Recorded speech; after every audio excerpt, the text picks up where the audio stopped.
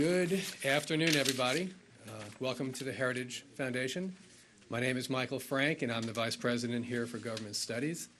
And it's my honor today to introduce one of the elected officials in Washington who does not fit within those who get the 84% disapproval rating that Congress gets these days. Here's one of the good guys, so I want to welcome Senator Jim DeMint. Senator Jim DeMint started out in Washington in 1998 when he was elected to the House of Representatives, where he served for 3 terms. We got to know him very well during those years and worked with him on a range of issues, none of them small. He tends to think about the biggest problems facing the country, and his instincts lead him to want to introduce legislation to address those problems and create solutions for them. He represents South Carolina. He's a 55th senator, where he got elected in 2004. He earned national acclaim, and you remember him for this, as a tireless advocate to end earmarks. And in fact, in 2006, he single-handedly, at the end of a session, stopped about 10,000 wasteful projects from going forward. The Wall Street Journal estimated that saved American taxpayers $17 billion and dubbed him the taxpayer's greatest ally. In 2006, he was elected chairman of the Senate Steering Committee, which is a caucus of conservative senators, actually a majority of Republican senators. And he's worked to advance conservative legislation in a variety of areas. He's been the keynote speaker at the CPAC conference, and the National Journal ranked him as the #1 senator voting for responsible tax and spending policies. He serves on the Commerce, the Science, Transportation Committee, Foreign Relations, the Joint Economic Committee, and he's here today to talk about his new book, Now or Never, Saving America from Economic Collapse.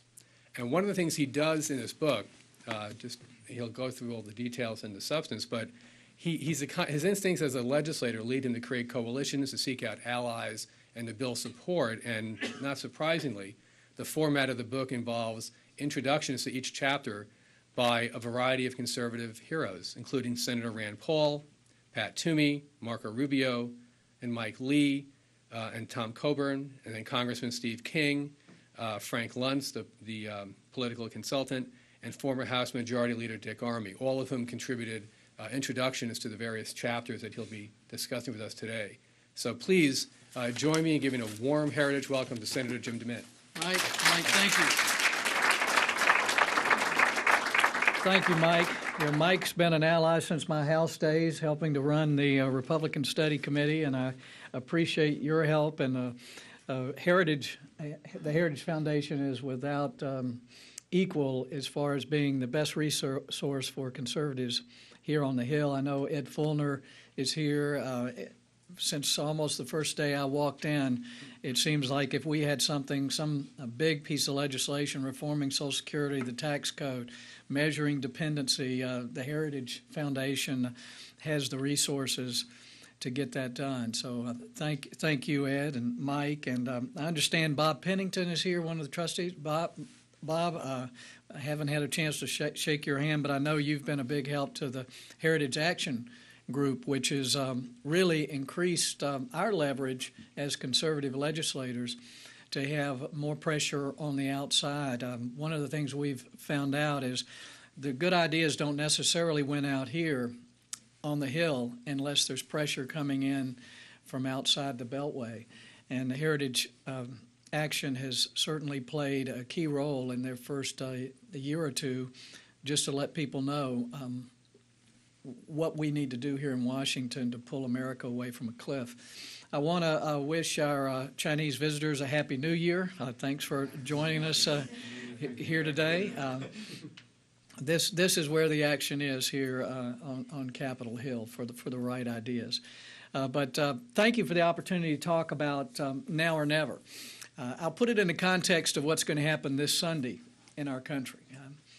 Two of the best professional football teams are going to meet on the field. They know that this is make or break for them.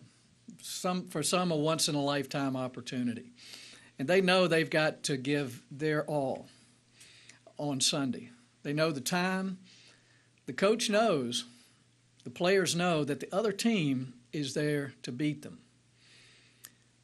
no coach sending their players out for the Super Bowl is talking about the need to cooperate and to work with the other guys. Because they understand something. They understand the other team is there to beat them. And their goal is on the opposite side of the field. That's not the way politics is supposed to be. But in Washington, I'm afraid that's where it's come. And we hear a lot of let's work together, let's stop the gridlock. But we're in a situation now as conservatives that the other team has a different goal than we do. And they're here to beat us. I can't tell you one compromise with Democrats over the last 10 or 12 years that I've been in the House and the Senate that didn't result in more spending, more borrowing, more debt, and a bigger federal government. And importantly, more concentration of political and economic power in the hands of a few people. That's a lot of what Now or Never is about. I really do believe that this could be our last chance to turn things around. And I know a lot of you and a lot of folks across the country are cynical when they hear a politician say, this is the biggest election, or that this is a crisis. But if you look at the numbers, and I look at it still as a businessman looking at a balance sheet, because that's what I did most of my life, is the nation is effectively bankrupt at this point now. If you're at a point in a business where you can't pay your bills without borrowing more money every month, you're totally in the hands of your creditors. We found out last August during the big debt ceiling debate that the president said, unless we can borrow more money, that we won't send out the Social Security checks, and we can't pay our bills. And so we passed this crazy debt limit deal that did nothing but kick the can down the road, push us further into debt. But we don't have the sense of urgency here and across the country that we need to solve our problem. And that's why I wrote this book. It's really my last effort to sound the alarm, to tell Americans where we are, but to tell them there's still time to fix it. Because this country is now at a point where our debt is larger than our economy, and the plan is to keep adding $1 trillion a year to that debt into the foreseeable future. And when we talk about balancing the budget, which means we're going to stop spending more than we're bringing in, that idea was called extreme by the President of the United States and put down by the Democratic leader in the House and the Senate as essentially a ridiculous idea. Now, even a fifth grader can tell us that if you've got more debt than you can deal with and you keep spending more than you're bringing in, that something bad is going to happen. And it really already has, because our own Federal Reserve, our own central bank, has bought over half of our debt over the last 2 years. That means we're monetizing our debt, which is something we're not supposed to do. But a bigger problem than the debt itself is our electorate. And I talk about that in the book. We're at a point where you've got about half of Americans getting something from government, and the other half are paying for it.